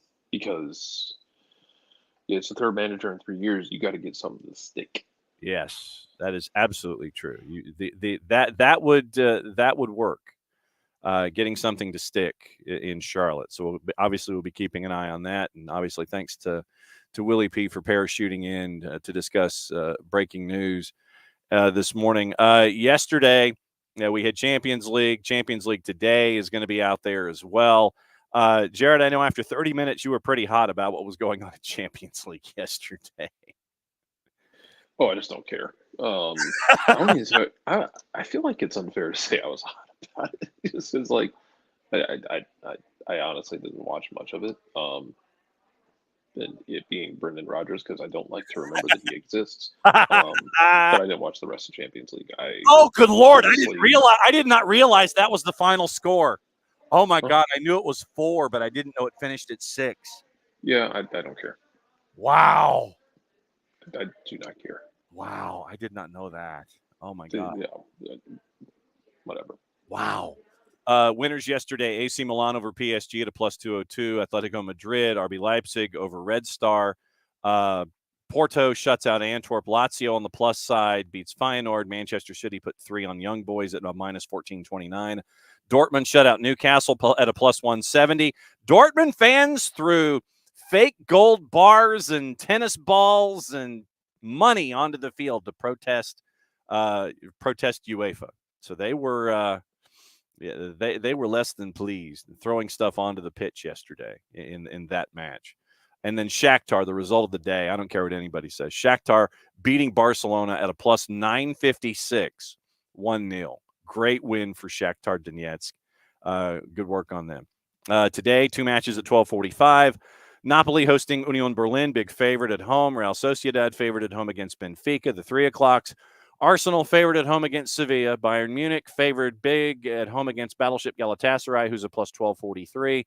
Copenhagen, they are a home dog, hosting Manchester United at a -122. PSV favored at home as Lens visits Real Madrid, a big favorite at home against Braga, and Salzburg at a +403. now plus 404. As I'm staring at it, the line is changing against Inter, who on the road is a minus 145. Yes, Bart says AC Milan wins by starting 2 Americans, but Pulisic got hurt yesterday. So we keep an eye on that. Because it's a day that ends in Y. Correct. Absolutely. So as we look back, tonight, don't we have something tonight? As a matter of fact, There's MLS games tonight. Yeah. I mean, is that what you're getting at? Yeah, I was getting at. I thought that there was. I thought was there 8 game tonight? There's New England and Philadelphia round 2. Oh, good Lord. With no Kai Wagner, because as we have. Oh God. Well, at least we now have our barrier. If you say something and you don't cop to it, it's 6. If you say something and then you admit it, it's 3. That's so bad. It would be more than 3, I think, if it weren't the playoffs, and that's not okay. Mm-hmm. I don't like setting this edge that you can use a slur against somebody, and I don't care what language it is. Yeah. And if you admit to it, you just get 3 games. I think it should be 5. Uh-huh. At minimum. You have to actually you have to actually like level some like legitimate punishments in these situations, and not just like slap on the hand. Oh well, we're not going to punish him that bad because he said he was sorry and owned up to it. I still am operating under in my heart of hearts, hoping, praying that he didn't know Bobby Wood spoke German. Yeah, I think because I think it's so much funnier if he didn't know Bobby Wood spent a decade in Germany and spoke fluent German. Absolutely. I think it would be infinitely funnier. And I legitimately think that what Kai Wagner was doing, I'm gonna be clever and I'm gonna say something. He might, these guys know each other. I mean, pro athletes, it's a small circle. But I'm assuming he did know he spoke German, and he said something to him in German. So it was like, hey, Bobby's going to understand this. Most of these other cats aren't. Doesn't make it okay. That game's going to be tense. I imagine New England is going to be frisky as hell because don't forget, Philadelphia physically knocked Heel out of that game in game 1. Like they fouled Heel enough times early in that game where he could not stay on the field. No card. Didn't get a card. They kept doing it, and he had to leave. Yeah, so I don't anticipate that's going to change as we get into game 2 tonight. And I imagine because of it being on the FS family of networks, that it's going to be the 7:25 kick on Apple and Season Pass and FS1 and Fox Deportes. I think we're probably going to get the super hyper mega long pregame show to benefit the over-the-air partner and not the cable partner. Your refereeing crew this evening is Drew Fisher, the man in the middle. Ian McKay, Adam Garner are your ARs. Alex Chilowitz is your 4th. So he gets to hear Clint PA and Jim Curtin, and Daniel Radford is your VAR. TJ Zablocki is your AVAR. Looking at the numbers for Drew Fisher that he has on a season-long basis here. Looking at Drew Fisher's numbers, 14 matches in the middle, 310 fouls called. So that's basically 22 a match. 47 yellow cards, so that puts him at 3.36, kind of on the lower end of the scale. He has been known to flash a red card. He has flashed 3 red cards in the 14 matches that he has been in the middle. He should get a chance to, especially if this goes to 3 games. The odds that we end up getting like sending offs in fights, the odds increase for every minute that these 2 teams have to play each other. Like I said before, this is kind of like the no-show in Shoresy, mostly because nobody wants to play Philadelphia 3 times in the span of like 15, 16 days. Yes. Nobody wants to do that. No. It's not healthy. No. it is not. Ricky goes, if Bobby Wood didn't know German, would anything have happened? Probably not. I'm guessing. Yeah, I don't think so. I mean, like I said, that's me thinking out loud. But the one match tonight, and obviously we'll talk about it tomorrow. Right now, remember that the series is in the upper part of the bracket. Philadelphia won Game 1 3-1, so they have a 1-0 series lead. Game 2 is tonight. Game 3 is supposed to be TBD, and they're saying it's going to be the afternoon game. If it goes to a Game 3 on Sunday, it would be the afternoon part of the day-night doubleheader involving Atlanta United and their visit to Columbus. And Philadelphia, New England would be your day part of the doubleheader. And I will die mad that I feel like MLS has undersold this Atlanta-Columbus series. But it's a 3-6, Jared. It doesn't matter. Styles make fights. You have 2 games where the score lines were, kind of weird. And where the, results were kind of weird. Like Atlanta got, knocked around and didn't do anything in Game 1, and Columbus looked really good.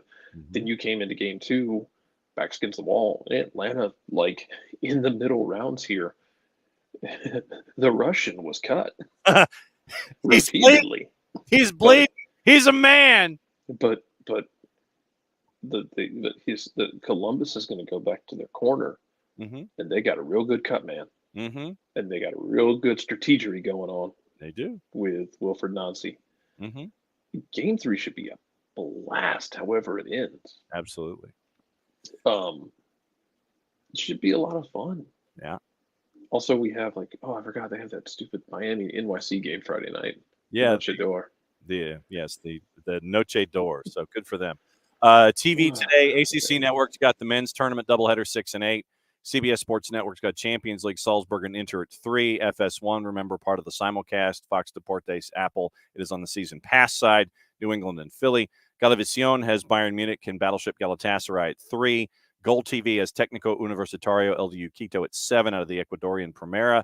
2 to NA doubleheader, Real Sociedad Benfica, Arsenal Sevilla, Unimas, simulcasting Real Sociedad Benfica, Univision simulcasting Arsenal Sevilla. ESPN, a bunch of men's college tournaments, Missouri Valley underway, Ohio Valley, America East, WAC, A10, Sun Belt, Ohio Valley, America East, and the WAC. Paramount Plus has already started your AFC Asian Champions League action for you true degenerates. Started at 4 o'clock this morning. Ended when we went on the air. They've got all the games in Champions League on Paramount Plus. Argentine Primero, San Lorenzo, Boca Juniors at 5. 6 games in the Brazilian Brasileiro. Doubleheader at 5. Tripleheader at 6. Flamengo Palmeiras at 7:30. Victor simulcaster for the Champions League. Jared, it's been a full show. Take us home. Much obliged to y'all. What he said. End of the show. That means we get to do this. We'll be back at it again 9:05 tomorrow morning. Promise.